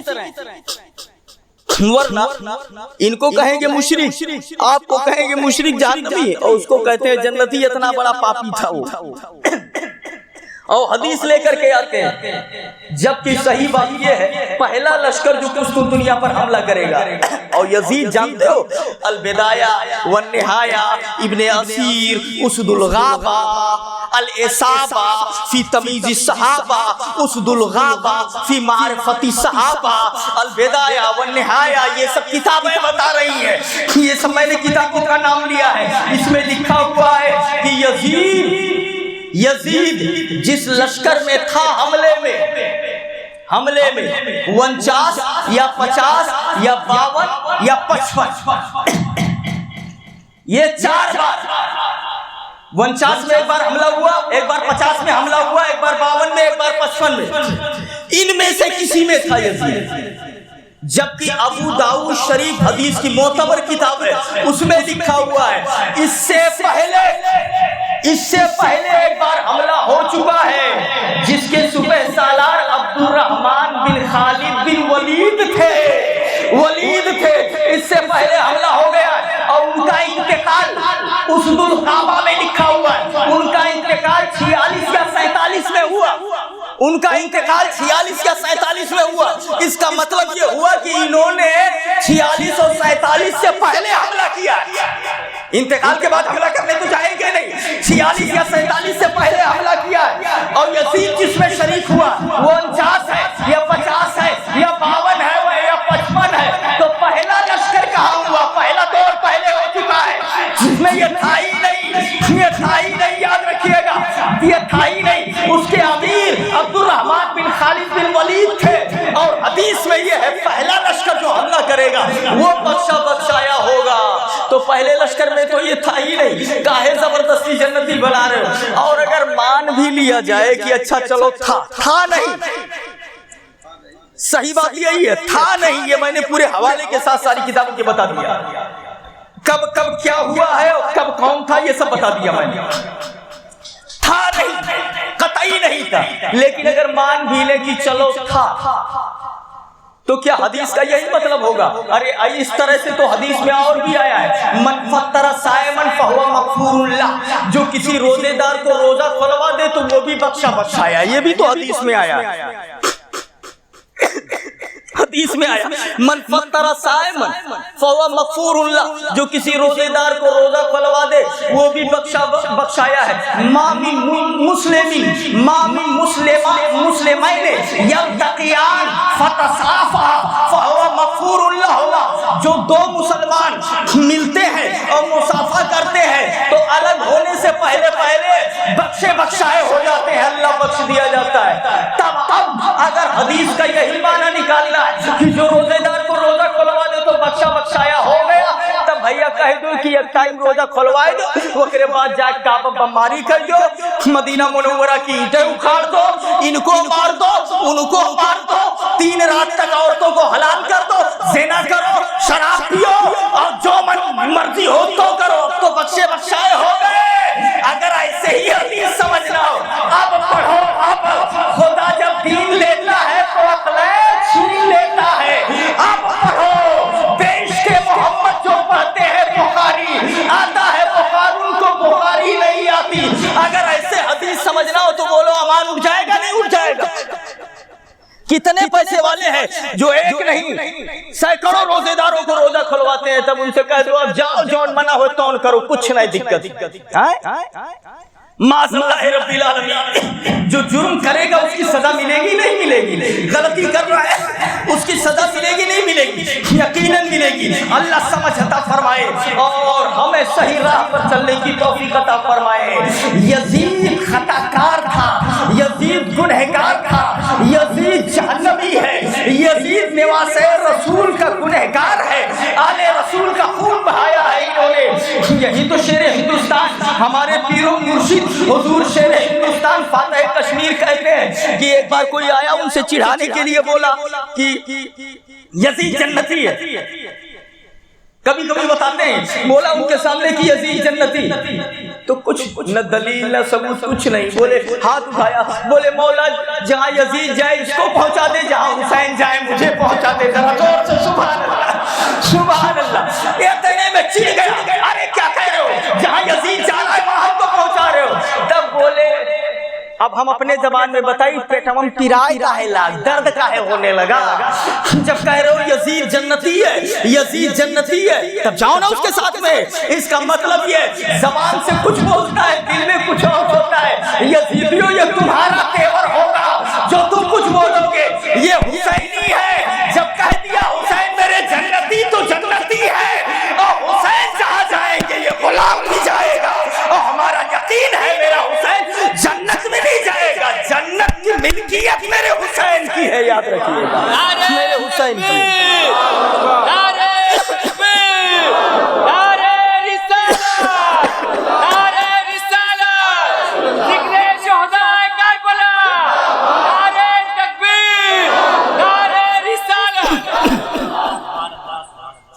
अल्लाह तौफीक दे। तो यजीद जन्नती नहीं है ना। हाँ, अब्दुल्ला इब्ने उमर के पास आया, एक पूछने लगा कि हालत एहराम में, बुखारी शरीफ में ये भी हदीस है बाबो मनाकिबिल हसन वल हुसैन, पूरा बाब ही है बुखारी शरीफ में ये भी हदीस है कि एक आया बोला हालत एहराम में मच्छर और मक्खी का मारना कैसा। हालत एहराम में मच्छर काटे तो मार सकते हैं, एराक का सालहु मिन अहली रजुल मिन अहली इराक, उनसे अब्दुल्ला इब्ने उमर से इराक वालों में से एक आदमी ने पूछा हालत एहराम में मच्छर और मक्खी मारने के बारे में। तो उन्होंने देखा तो बोले ये बता कि तू कहाँ का रहने वाला है। तो उसने कहा इराकी हूँ, इराक। तब वो बोले किया नहीं देखो आया पूछे हालत एहराम में मच्छर मारना कैसा, बड़ा परहेजगार बड़ा मुत्तकी बन गया, हालत एहराम में मच्छर मार सकते हैं कि नहीं। वो कतलू इब्न बिन्ते रसूलिल्लाह, तुम लोगों ने मैदान करबला में जब निवासे रसूल को मारा तब नहीं पूछा था आले रसूलुल्लाह का मारना कैसा है, आज मच्छर मारने के बारे में आए हो पूछने। जरा जोर से बोलो सुभान अल्लाह। जब निवासे रसूल को करबला में शहीद किया तब नहीं पूछा आले रसूल का कत्ल करना कैसा, बड़ा परहेजगार बने हो आए पूछने की मच्छर मारना कैसा है। वो बोले यार देखो इसको आया मच्छर मारने के बारे में, ये बुखारी में मौजूद है। नतीजा क्या हुआ, सहाबा का भी यही नजरिया था कि आले रसूल पर जुल्म किया गया है, गलत में तकलीफ दी गई है, याद रखिएगा। ये ऐसे ही है हदीस पाक। जैसे मैं बताऊं, हम आए आपके यहाँ मेहमान तकरीर करने के लिए बुलाया आपने, ठीक है। तो एक बात और बता दी हम तनिका, अब मान लो थोड़ी देर के लिए अगर हम करते, वैसे नखड़ा वखड़ा नहीं है, मैं उससे चिढ़ता हूँ जो शायर और ये सब आते है ठंडा पानी लाओ ये वो क्या, इससे मुझे बड़ी टेंशन होती है। तू आखिर जो जिसके यहाँ मेहमान हो, जो मेजबान है वही, वो भी तो आदमी है, कहाँ से उतर के आ गया होगा, आप पूरा परेशान किए रहते हो। अरे भाई एक हिसाब, तो वो मान और थोड़ी देर के लिए मैं उसी में आ रहा हूँ, आया मेहमान, इनके यहाँ आपने ठहराया, मैं पहुंचा वहां, इन्होंने कहा कि हजरत चाय, तो हमने कहा नहीं, अच्छा पहले लाए 1 किलो जिलेबी दे दी। जिलेबी जानो तो आप, या गुड़ तो जानते हो, 1 किलो गुड़ ले आए, भेली हमारे इधर कहते हैं भेली, वो गोल गोल होता है इतना बड़ा, ٹھیک ہے نا, گڑ لے کر کے آئے رکھ دیا, ہم کھائے دبا کر کے پورا کلا ہوا, یک بھیلی دوئی بھیلی کھائے گئے, انہی کے سامنے کھائے. اور اس کے بعد بولے حضرت چائے, تو ہم نے کہا ذرا شوگر پیشنٹ ہیں, چائے نقصان کرے گی. سمجھ رہے ہیں بات آپ, ہم کیا کہیں کہ شوگر پیشنٹ ہے, چائے دقت کرے گی, چائے نہیں پیوں گا. تو جب ان کے سامنے کھائے ہیں وہ گڑ 1 کلو, تو وہ کہیں گے ایسے دیکھیے کہ یہ دیکھو, ہمارے ادھر کہاوت ہے گڑ کھائے گلگلت پرہیز کرے. یہاں بھی بولا جاتا ہے, نہیں بولا جاتا ہے, گڑ کھائے گلگلت پرہیز. وہ دیکھو 1 کلو بھیلی گڑ کھا گیا, تب شوگر پیشنٹ نہیں تھا, چائے تھوڑی سی دینا ہوئی تو نخڑا دکھاؤ, شوگر پیشنٹ اور یہ وہ. بولو سوال آئے گا دماغ میں, نہیں آئے گا؟ مہمان ہونے کے ناطے کچھ نہ بولے وہ الگ بات ہے, مگر دماغ میں سوال تو آ ہی جائے گا. ٹھیک ہے نا, ذہن میں سوال تو آ ہی جائے گا کہ دیکھو کیا کر رہے ہیں. یہ حدیث ایسے ہی بالکل ہے, ایسے ہی بالکل ہے. جب پوچھا مچھر مارنا کیسا ہے, حضرت رام میں بولے نہیں دیکھو آیا ہے مچھر مارنے. تم لوگوں نے جب آل رسول کو جب مارا تھا میدان کربلا میں, تب نہیں پوچھا تھا آل رسول کا مارنا کیسا. یہ بتا مچھر مارنا زیادہ جرم ہے یا آل رسول کا قتل کرنا زیادہ جرم ہے؟ آپ اندازہ فرماؤ. سمجھ میں آ رہی ہے بات؟ اللہ تعالی ہمیں ان باتوں کو سمجھنے کی توفیق عطا فرمائے. سچائی وہی ہے جو اہل سنت نے آپ کو بتایا, اہل سنت کے علماء نے بتایا. اور آگے چلتے چلیے, یاد رکھیے میں نے کہا کہ ظلم کی ٹہنی کبھی پھلتی نہیں, کبھی پھلتی نہیں ہے. اور ظلم جو ہوتا ہے کبھی نہ کبھی تو اس کا بدلہ دینا ہی پڑتا ہے. یاد رکھیے ظلم تو ظلم ہے, بڑھتا ہے تو مٹ جاتا ہے, خون تو خون ہے, گرتا ہے تو جم جاتا ہے. تاریخ بدلے گی, وقت بدلے گا, زمانہ بدلے گا, انقلاب آئے گا. اور وقت آ گیا. یہ دیکھیے جب جو ہے مسلم عقبہ کو بھیجا, ایک بجلی گری اور وہ راستے میں مر گیا. اس کے بعد حسین بن نمیر ہوتا ہے, لشکر کا صوبہ سالار مدینہ منورہ پر یہ حملہ کر رہے تھے, مکہ مکرمہ پر حملہ کر رہے تھے اور مسلمانوں کو تباہ کر رہے تھے. ادھر قریہ حوارئین میں یزید 39 سال کی عمر میں مر گیا, دنیا سے چلا گیا. ایک گانے والی بغل میں کھڑی ہے, شراب کا بوتل بغل میں رکھا ہوا ہے. گانے والی کبھی اٹھتی ہے, کبھی بیٹھ جاتی ہے, کبھی بیٹھ جاتی ہے. یہ سب تاریخ سے بتا رہی ہے. وہاں وہ مر گیا. سب سے پہلے خبر یہ عبداللہ بن زبیر کو پہنچ رہی ہے. انہوں نے لوگوں کو بتایا آپ کاہے لڑ رہے ہو, تمہارا گمراہ امیر مر گیا ہے, جا کے دیکھو. جب انہوں نے یہ سنا تو ہمت ٹوٹی, بھاگنا شروع ہوئے. اس کے بعد مکہ مدینے والوں کو راحت ملتی ہے. ذرا دیکھیے یزید جب مرتا ہے تو سب لوگوں نے عبداللہ بن زبیر کے ہاتھ پر بیعت کر لیا, مگر مصر و شام کے لوگوں نے یزید کے بیٹے معاویہ کو اس کا جو ہے خلیفہ بنا دیا. ایک بات آپ کو میں یہی بتا دوں, یزید کے والد کا بھی نام معاویہ ہے اور اس کے بیٹے کا بھی نام معاویہ تھا. یزید کے بیٹے کا بھی نام معاویہ تھا. اس نے اپنے بیٹے کو, اس کے بیٹے معاویہ کو لوگوں نے وہاں کا خلیفہ بنا دیا, مگر وہ تھا تو یزید کا بیٹا, مگر شریف النفس تھا, بیمار رہتا تھا. کل 21 دن یا 1-2 ماہ تک وہ رہا, کرسی کے اوپر بیٹھا رہا, مگر اس کو دلچسپی نہیں تھی. اس کے بعد یہ بھی انتقال کر گیا, یہ بھی انتقال کر گیا. جب یہ دنیا سے جانے لگا تو لوگوں نے پوچھا کہ آپ دنیا سے جا رہے ہو تو کسی کو خلیفہ بنا دو. لوگ بولے اس میں کوئی مزہ میں نے نہیں پایا, تو میں کسی کو کیا اس میں ملوث کروں, میں کچھ نہیں جانتا. وہ دنیا سے چلا گیا. 3 برس تک یزید نے حکومت کی خلافت نہ کہیے, حکومت کی زبردستی دادا گیری کی. اس کے بعد اس کا بیٹا معاویہ بنا, وہ کچھ دن رہا, اس کے بعد انتقال کر گیا. جب اس کا بیٹا انتقال کر گیا, اس کا یزید کا بیٹا انتقال کر گیا, تو مصر و شام کے لوگوں نے بھی عبداللہ بن زبیر کے ہاتھ پر بیعت کر لیا. کچھ دنوں کے بعد خفیہ سازش کے ذریعے سے مروان نے مصر و شام پر قبضہ جما لیا. اب یہ یہاں رہنے لگا. جب مروان مرنے لگا تو اس نے اپنے بیٹے عبد الملک کو خلیفہ بنا دیا, وہاں کا حاکم بنا دیا. مروان مروان حکومت کرتا رہا قبضہ جمع کر کے. جب مروان مرا تو اپنے بیٹے عبد الملک کو وہاں کا حاکم بنا دیا. اب جب عبد الملک اس کا بیٹا حاکم بنتا ہے, یہ وہی عبد الملک ہے, ذرا دیکھیے گا, عبد الملک کو بنایا وہی عبد الملک ہے جس کے زمانے میں کوفہ کے اوپر مختار بن عبید ثقفی کا تسلط ہوتا ہے. اسی کے زمانے میں اور اسی کے زمانے میں جب مختار بن عبید ثقفی کا تسلط ہوا تو مختار نے اعلان کیا اب میرا تسلط ہو گیا ہے کوفہ پر, میرا قبضہ ہو گیا ہے. مجھے بتاؤ جو لوگ میدان کربلا میں حسین کو مارنے گئے تھے, آل رسول اللہ سے لڑنے گئے تھے, ان سب کا نام چن کے بتاؤ. جب تک میں زندہ ہوں ایک تو زمین پر جینے نہیں دوں گا, چن کے ماروں گا.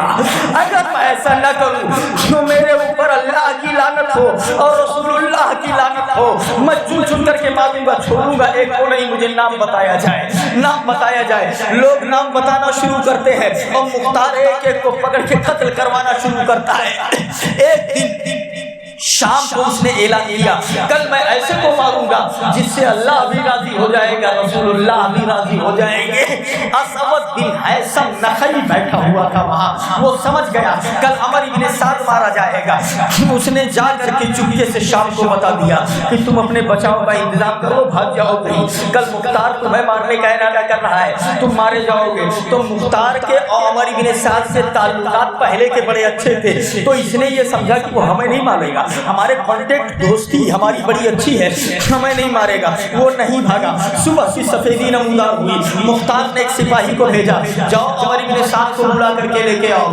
سپاہی جب گھر پہنچتا ہے عمر بن سعد کے تو کہا عمر بن سعد کہاں ہے؟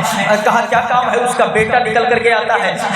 کہا کیا کام ہے؟ کہا مختار بلا رہا ہے. تو کہا کہ ابو گھر پہ نہیں ہے, ابو گھر پہ نہیں ہے, ذرا دیکھیے. وہ بہانہ بازی کر جاتا ہے, بہانہ بازی کر جاتا ہے, ابو گھر پہ نہیں ہے, چلو ہم چلتے ہیں. اس کا بیٹا حفص آتا ہے, آیا, اب مختار بیٹھا ہوا ہے, مختار کے سامنے آ کر کے پہنچتا ہے, تیرا باپ کہاں ہے؟ تو حفص کہتا ہے وہ تو گوشہ نشین ہو گئے ہیں, اب وہ باہر نہیں نکلتے ہیں, اب وہ باہر نہیں نکلتے ہیں, اب وہ خالی تنہائی اکیلا پن ان کو پسند ہے, وہ عبادت کرتے رہتے ہیں. مختار نے کہا وہ رے کی حکومت کہاں چلی گئی جس کو لینے کے لیے آل رسول کا خون بہایا ہے کربلا میں؟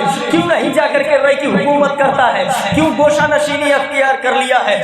مختار نے چپکے سے اپنے ایک سپاہی کو بلایا اور بلانے کے بعد کہا کہ گھر پہ جاؤ اور اس کے باپ عمر بن سعد کا سر کاٹ کر کے دامن میں لے کے چلے آؤ. سپاہی جاتا ہے, خاموشی کے ساتھ کان میں کہا.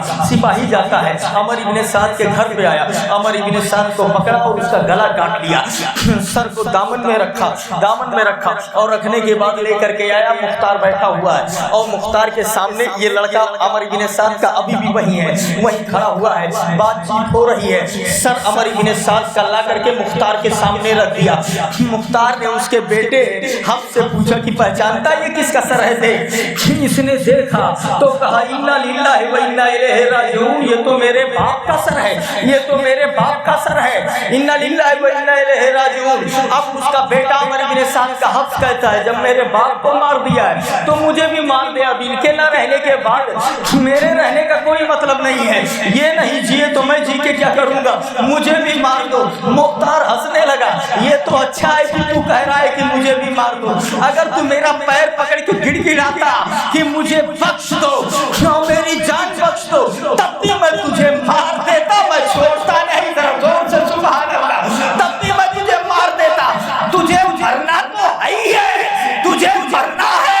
اس کے بعد حکم دیا سپاہی کو کہ اس کا بھی سر کاٹ دو, اس کا بھی سر کاٹ دیا گیا. اس کے بیٹے کا سر بغل میں رکھا, ادھر باپ کا سر, ادھر بیٹے کا سر. اس کے بعد مختار ہنسا اور بولا اے لوگوں سنو, باپ کا سر حسین کے بدلے میں اور بیٹے کا سر علی اکبر کے بدلے میں ہے, علی اکبر کے بدلے میں ہے. اور تم لوگ سن لو, اگر ان کی 7 نسلوں کو میں مار دوں تب بھی حسین کے ایک بال کے برابر نہیں ہو سکتا.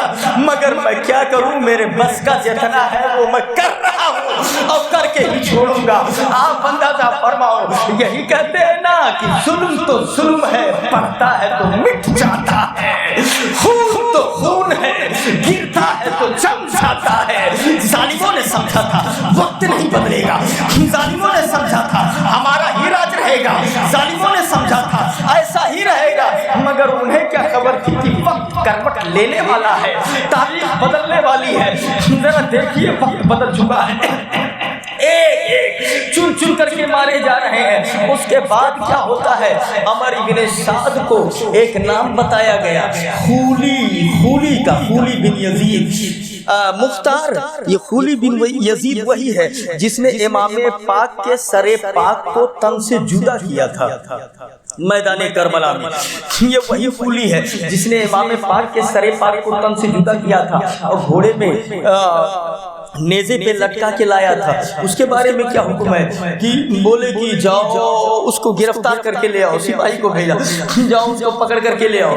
سپاہی آئے، ادھر خولی کو پہلے سے خبر ہو گئی کہ سپاہی مجھے پکڑنے کے لیے آ رہے ہیں۔ یہ گھر کے اندر جاتا ہے اور گھر کے اندر جانے کے بعد جھوا، جانو تو آپ جھوا، ہمارے ادھر بولتے ہیں جھوا، ایک ٹوکرا، ٹھیک ہے نا، ہاں ڈھکنے والا، گھر کے اندر گیا اور زمین سے ایسے چپک گیا اور اوپر سے بیوی سے کہا کہ وہی ڈھک دے، ٹوکرا رکھ دے، جھوا رکھ دے، کچھ بھی رکھ دے، ٹوکرا رکھ دے، ڈھک دے تاکہ اسی کے اندر ہو جاؤ۔ دیکھنے والا اگر دیکھو کرے گا تو کہے گا اس کے نیچے کچھ ہوگا تو بکری کا بچہ ہوگا، چھگڑی وگڑی ہوئی، منائی کہاں سے رہی؟ کہا ڈھک دو اس کے نیچے تاکہ میں چھپ جاؤں۔ بیوی نے ڈھک دیا، چھپا دیا اور بیوی سے کہا تو باہر چلی جائے دروازے پہ، ابھی آئیں گے سپاہی اور پوچھیں گے خولی کہاں ہے تو تو کہہ دینا میں نہیں جانتی ہوں کہ جنے کہاں گئے ہیں، مجھے پتہ نہیں ہے۔ لیکن ایک بات یہ بھی بتا دوں کہ خولی تو غدار اہل بیت تھا مگر بیوی محب اہل بیت تھی، سبحان اللہ۔ بیوی عاشق حسین تھی، بیوی جب سے وہ سر لایا تھا امام پاک کا تبھی سے دشمن ہو گئی تھی، دروازے پہ کھڑی ہے، سپاہی آئے بولے کہ خولی کہاں ہے؟ تو بیوی نے کہا مجھے معلوم نہیں ہے خولی کہاں ہے۔ سپاہی بولے خولی کہاں ہے؟ تو بیوی نے کہا مجھے معلوم نہیں ہے خولی کہاں ہے۔ سبحان اللہ، ذرا زور سے سبحان اللہ، سمجھے نہیں پوائنٹ کو؟ بات سمجھ میں آ گئی نا؟ مجھے معلوم نہیں ہے خولی کہاں ہے، ٹھیک ہے نا؟ یہ حربہ اس لیے اپنایا گیا کہ مان لیو تو پکڑ ہی نہ پاؤ، بھاگ جائے، چھوٹ جائے تو بعد میں ہم میں نہ مصیبت ہو۔ سمجھ گیا؟ زبان سے تو کہہ دیا مجھے نہیں معلوم ہے خولی کہاں ہے، ہاتھ سے اشارہ کر دیا اندر ہے، سپاہی مسکرائے، سمجھ گئے، اندر گئے، ٹوکرا ہٹایا، اس کو پکڑا اور گرفتار کر کے لے کے آ رہے تھے۔ تب تک مختار ٹہلنے کے لیے راستے میں نکلا ہوا تھا، مل گیا، تفریح کے لیے شام کو نکلا ہوا تھا، مل گیا تو بولے کہ کہاں؟ بولے آپ کے پاس لے کے آ رہے تھے۔ بولے کہاں لے کے جاؤ گے؟ اب لے جاؤ تو بند کرو، دربار لگے تو کل کچھ نہیں، سڑکیاں فیصلہ کاٹ دیو، گٹائیا بات ختم۔ سبحان اللہ، آل رسول کا دشمن ہے، ذرا زور سے بولو۔ غداروں نے، کتوں نے جب میرے امام کو مارا تھا تو ہمارے آنکھ سے آنسو نکل رہے تھے، آج جب یہ مارے جا رہے ہیں تو ہم مسکرائیں گے، ذرا زور سے بولو سبحان اللہ، سبحان اللہ۔ وقت بدل رہا ہے، تاریخ بدل رہی ہے۔ مختار نے کہا رکو، روک لیا گیا، وہی راستے میں روکا، بولے اس کے گھر والوں کو بلاؤ، سارے گھر والوں کو بلایا گیا اور اس کے بعد کہا لکڑی لاؤ، لکڑی منگوایا، بولے اب اس کا ہاتھ کاٹو، پیر کاٹو، دونوں کاٹ دو۔ ہاتھ پیر کاٹ دیا گیا، ہاتھ پیر کاٹ دیا گیا۔ اس کے بعد بولے کہ اب اس کا سر کاٹو، سر کاٹا وہیں، اور کاٹنے کے بعد وہیں لکڑی رکھا، لکڑی جلایا، اسی میں اس کو رکھا اور جلا دیا، اور جلانے کے بعد جب تک یہ جل کے راکھ نہیں ہو گیا مختار وہیں کھڑا رہا۔ جب یہ راکھ ہو جائے گا تب ہم جائیں گے۔ ذرا دیکھیے گا وقت کس طریقے سے کروٹ لیتا ہے، ظالم یہ نہ سمجھے کہ ہم ہی رہیں گے۔ یاد رکھیے گا اللہ کے یہاں دیر ہے، اندھیر نہیں ہے۔ سیعلم الذین ظلموا ای منقلب ینقلبون، ان قریب ظالمین جان لیں گے کون سی کروٹ پلٹا کھائیں گے۔ دیکھو پلٹا کھا رہے ہیں کہ نہیں کھا رہے، ان قریب ظالمین جان لیں گے کس کروٹ پلٹائے جائیں گے۔ یہ قرآن نے بھی بتایا ہے۔ یہ دیکھیے تاریخ کس طریقے سے کروٹ لے رہی ہے۔ اللہ سمجھ عطا فرمائے، ہمیں اہل بیت کی محبت میں جلائے، اہل بیت کی محبت میں اٹھائے۔ میدان کربلا میں جانے والا حکیم بن طفیل طائی تھا. کون تھا؟ حکیم بن طفیل طائی. اس کے بارے میں مشہور یہ تھا، سپاہیوں نے کہا کہ مختار یہ وہ ہے جس نے عباس علمدار کے اسلحے پر قبضہ کیا تھا، ان کی ٹوپی ان کے کپڑے کو اتارا تھا. تو مختار نے کہا جاؤ اس کو بھی پکڑ کے لے کے آؤ. سپاہی گئے، گھر سے اس کو جب گرفتار کیا، گھر سے اسے گرفتار کیا اور گرفتار کر کے جب چلے تو اس کے گھر والے عدی بن حاتم کے پاس گئے. عدی بن حاتم اور مختار کے تعلق بڑے اچھے تھے. عدی بن حاتم سے کہا کہ حکیم بن طفیل طائی کو پکڑ کے لے گئے ہیں اور مختار مروا دے گا، آپ سفارش کر دو. وہ زبردستی اس کو پھنسا دیا گیا ہے. وہ میدان کربلا میں گیا نہیں تھا، یا گیا تھا تو مجبور ہو کر کے گیا تھا، وہ مجرم نہیں ہے. آپ سفارش کر دو تو آپ کے تعلق مختار سے اچھے ہیں، مختار آپ کی بات مان لے گا اور ان کو چھوڑ دے گا. سفارش کے لیے پہنچ گئے. جب کہا تو عدی بن حاتم آ گئے مختار کے پاس میں، مختار کے پاس میں سفارش کرنے کے لیے. ارے وہ آپ کے سپاہی حکیم بن طفیل طائی کو پکڑنے کے لیے گئے ہیں اور وہ مجرم نہیں ہے، اسے چھوڑ دیا جائے. تو مختار نے کہا آل رسول اللہ کے دشمنوں کی سفارش کرنے آپ آئے ہو. تو انہوں نے کہا، عدی بن حاتم نے کہا کہ وہ دشمن نہیں ہے، وہ اس کو پھنسایا گیا ہے. تو مختار نے کہا ٹھیک ہے، اگر آپ کی بات صحیح نکلی تو اسے چھوڑ دیا جائے گا. سپاہی پکڑ کے لا رہے تھے، راستے ہی میں خبر ہو گئی کہ عدی بن حاتم اس کی سفارش کرنے کے لیے گئے ہوئے تھے. تو سپاہیوں نے کوتوال سے کہا جو ساتھ میں گیا تھا، کہا آپ جانتے ہیں عدی بن حاتم اور مختار کے تعلق بڑے اچھے ہیں، ہم کو یقین ہے کہ مختار ان کی بات مان لے گا، اور مان لے گا تو اس یہ چھوٹ جائے گا. حالانکہ یہ مجرم ہے، یہ گنہگار ہے، اس نے آل رسول عباس علمدار کے اسلحے پر قبضہ کیا ہے. آپ بھی جانتے ہو کہ یہ گنہگار ہے، اگر یہ وہاں تک پہنچ گیا تو وہ اس کی بات مان لے گی، یہ چھوٹ جائے گا. تو کوتوال نے کہا تو پھر ایسا کرو کہ جب یہ چھوٹ جائے گا تو وہ لین نہ جاؤ، نہیں ماں ڈالو، اکرے بعد لے جاؤ. سبحان اللہ، ذرا زور سے بولو سبحان اللہ، سبحان اللہ، سبحان اللہ. بولے چھوٹے گا تب تو جب وہاں زندہ پہنچے، یہی مار دو، کاٹ دو، گٹیا لے چلو. سبحان اللہ، سبحان اللہ. گلا کاٹ کر کے لے کر کے چلو، لے کر کے چلو، تب کیا ہوگا، کیسے چھوٹے گا. بولے بہت اچھا. اب سپاہیوں کو حکم دیا، ایک کمرے میں لے کر کے گئے، نیزہ مارا، مار کر کے چھید کر دیا، اس کے بعد گلا کاٹ لیا، کاٹ کر کے اور اس کے بعد رکھ لیا کسی چیز میں یا دامن میں لے لیا. لے کر کے جا کر کے پہنچے، مختار بیٹھا ہے، عدی بن حاتم بیٹھے ہوئے ہیں. یہ دونوں بات چیت کر رہے تھے. کوتوال ابو عمرہ لے جا کر کے سر کو سامنے رکھ دیتا ہے. مختار نے کہا سر یہ کس کا سر؟ بولے وہی جس کو آپ نے بھیجا تھا، حکیم بن طفیل طائی کا. بولے میں نے تو گرفتار کرنے کے لیے کہا تھا، تم نے گھر میں سر کاٹ دیا، کیوں مار دیا؟ تو کوتوال نے کہا کہ ہم کیا کریں، مجبور تھے، یہ لڑنے لگا. تو اب جب اکیلے یہ لڑنے لگے تو ہم لوگ اتنا لوگ چوڑی تھوڑو پہنے ہوئے تھے، ہم نے بھی حملہ کیا، مار دیا. یہ لڑنے لگا، بہادری دکھانے لگا تو ہمیں تلوار اٹھانی پڑی، ہم نے گلا کاٹ دیا. تو عدی بن حاتم نے کہا جھوٹ بولتا ہے تو، جھوٹ بولتا ہے تو، تجھے ڈر تھا کہ یہ میری سفارش مان لیں گے، چھوڑ دیں گے، اس لیے تو نے جان بوجھ کے راستے ہی میں مار دیا. کوتوال بھی جواب میں کچھ کہنا ہی چاہ رہا تھا، تب تک مختار نے اپنے ہونٹوں پر انگلی رکھ کر کے کوتوال کو ڈانٹا کہ آپ کچھ مت جواب دو، کچھ مت جواب دو، اور کچھ مت جواب دو. کیوں؟ مختار نے کہا جا، اب بات کرنے سے کیا فائدہ، جون کرے گا تو کہیں بھی ہو آپ کانٹیکٹ. سبحان اللہ، سبحان اللہ، ذرا زور سے سبحان اللہ. بات کے بتنگڑ بات بڑھانے سے کیا فائدہ، جو کرنا تھا تو کر کے آ ہی گئے، بولنے دو، بولنے دو. اب وہ عدی بن حاتم اٹھے اور اس سے خوش، مختار سے خوش اور کوتوال سے ناراض ہو کر کے وہاں سے اٹھ کر کے وہ چلا جاتا ہے. چلے گئے. مختار بعد میں سمجھانے لگا، میں نے اس لیے تم سے کہا کہ چپ رہو، آخر ہونے والا کیا تھا، ہونے والا کیا تھا. بات کے بتنگڑ سے جو تمہیں کرنا تھا تو کر کے ہی آ گئے ہو، مار دیا، ٹھیک ہے. ذرا دیکھیے یہ حال ہے، وقت کروٹ بدلے گا، شہیدان وفا کا خون ناحق رنگ لائے گا، جہاں بھر کے یزیدی کو پیام مرگ لائے گا. ایک ایک چن چن کر کے میدان کربلا میں جو گیا تھا وہ مارا جا رہا ہے، چن چن کر کے مارا جا رہا ہے. کئی 100 لوگوں کو تو مختار نے چن چن کر کے مار دیا، اور جو باقی بچے تھے کوئی ایسا نہیں بچا جو عذاب الہی میں گرفتار نہ ہوا ہو۔ کوئی کسی میں گرفتار ہو گیا، کوئی کسی میں گرفتار ہو گیا۔ تاریخیں اور بھی ہیں لیکن اگر میں پڑھاؤں تو بات لمبی ہو جائے گی، اس لیے مختصر کر دے، وقت 11:15 کے آس پاس ہو چکے ہیں۔ آئیے ذرا دیکھیے، تاریخیں اور بھی ہیں۔ قبیلہ بنی چمب کا ایک شخص زید بن رقات ہے، وہ بھی میدان کربلا میں گیا تھا، وہ بھی میدان کربلا میں گیا تھا۔ وہ یہ کہتا تھا کہ میں نے کسی کو قتل نہیں کیا ہے، قتل نہیں کیا ہے، میں نے تیر تو چلایا ہے، زخمی کیا ہے، مگر کسی کو قتل نہیں کیا ہے۔ مختار نے کہا جاؤ اس کو پکڑ کے لے کے آؤ، اس کو پکڑ کر کے لے کر کے آیا گیا، اس کو پکڑ کر کے لے کے آیا گیا۔ مختار نے کہا اس کا کام کیا تھا؟ بولے یہ کہتا ہے کہ میں نے لوگوں کو تیروں سے زخمی کیا ہے مگر کسی کو مارا نہیں ہے۔ یہی وہ ہے جس نے مسلم بن عقیل کی پیشانی پر تیر مارا تھا، اور ان کی عبداللہ بن مسلم بن عقیل، عبداللہ بن مسلم بن عقیل کی پیشانی پر تیر مارا تھا۔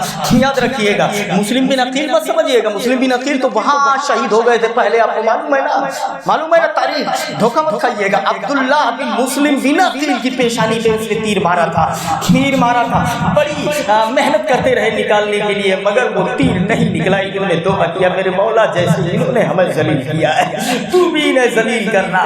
کہا اس کا جرم یہ ہے، مختار نے کہا اس کا ہاتھ پیر کاٹ دیا جائے، ہاتھ پیر کاٹ دیا جائے۔ ذرا دیکھو تو صحیح، جب گئے اسے گرفتار کرنے کے لیے تو یہ بھی بڑا بہادر آدمی تھا، لڑنے لگا۔ کوتوال نے کہا کہ تلوار سے نہ لڑو، یہ بہادر ہے، دور ہو جاؤ، پتھر مارو، پتھر بہا کر کے مارو، نیزے سے مارو، اتنا پتھر مارو کہ وہ گر جائے۔ مارتے رہے، پتھر پھینکتے رہے، اینٹا ڈھیلا پتھر نیزا جو پایا مارتے رہے۔ جب وہ گر گیا تب کوتوال نے کہا اٹھا کر کے باہر لے کر کے آؤ۔ باہر لایا گیا تو بولے دیکھو کچھ زندگی ہے کہ نہیں ہے؟ بولے ابھی زندہ ہے۔ تو بولے لکڑی منگواؤ، اسے زندہ جلا دیا جائے۔ اس کو زندہ جلا دیا گیا۔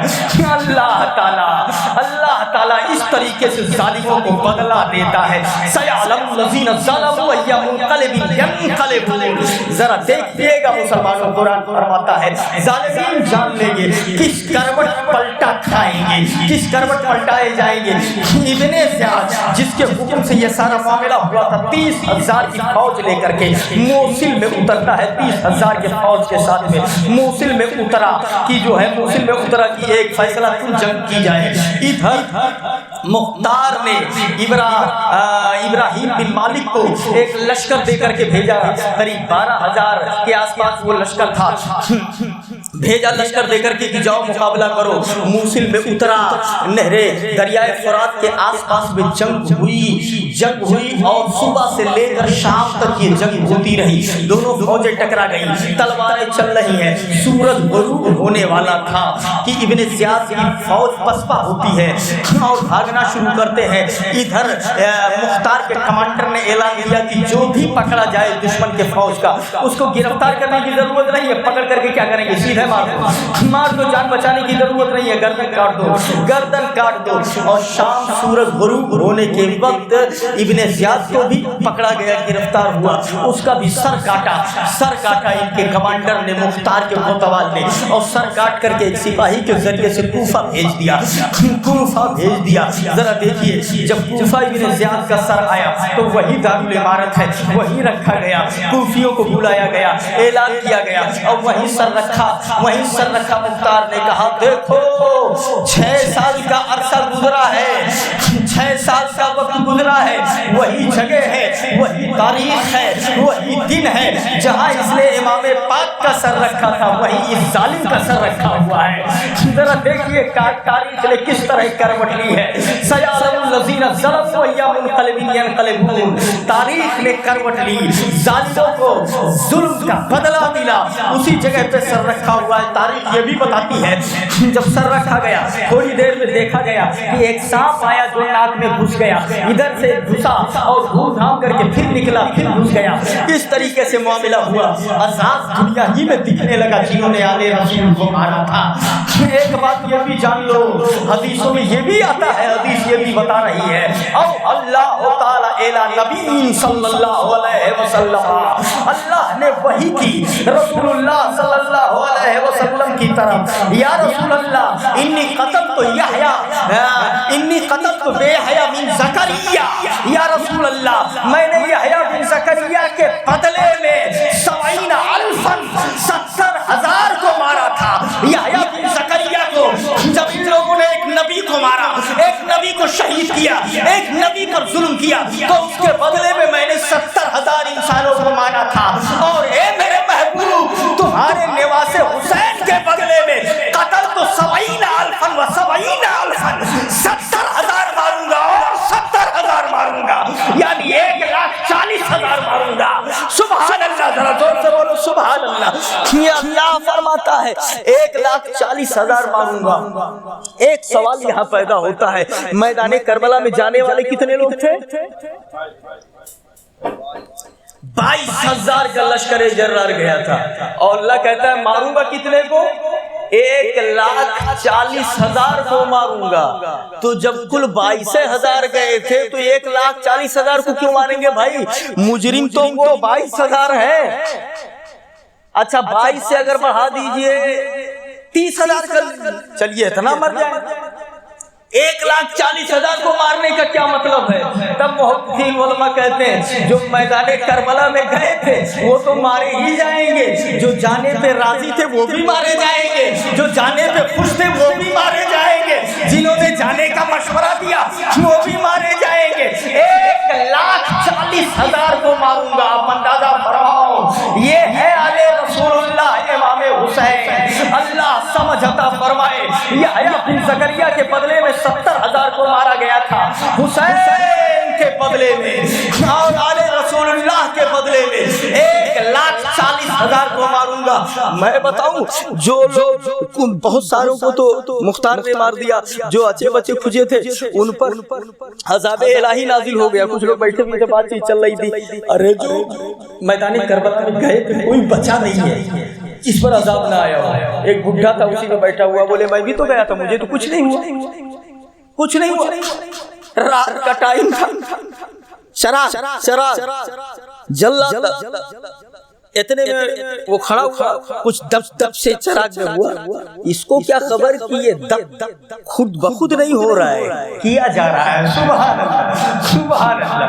کچھ جلنا پوچھنا ایسا کچھ پایا گیا. یہ کھڑا ہوا کہ چلے چراغ کو سیدھا کر دیں, گیا جیسے پکڑا صحیح کرنے کے لیے, تب تک آگ نے سیدھا اس کی داڑھی کو پکڑ لیا اور وہ جلنے لگا, اسی میں جل کر کے راکھ ہو گیا.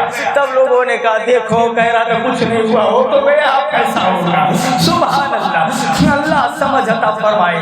جہاں بھر کے یزیدی کو پیام مرگ لائے گا, شہیدان وفا کا خون ناحق رنگ لائے گا.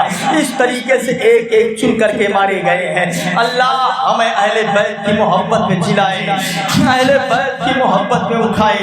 انما یرید اللہ لیذھب عنکم الرجس اہل البیت ویطہرکم تطہیرا. اے محبوب, اللہ یہ چاہتا ہے کہ آپ کے گھر والوں سے رجس کو دور کر دے اور آپ کے گھر والوں کو خوب خوب پاک کر دے. یہ آیت میں نے تلاوت کی تھی. آج کی یہ گفتگو مکمل ہوتی ہے. استغفر اللہ ربی من کل ذنب واتوب الیہ. لا الہ الا اللہ محمد رسول اللہ صلی اللہ علیہ وسلم. اب ایک اعلان اور آپ سن لیجئے.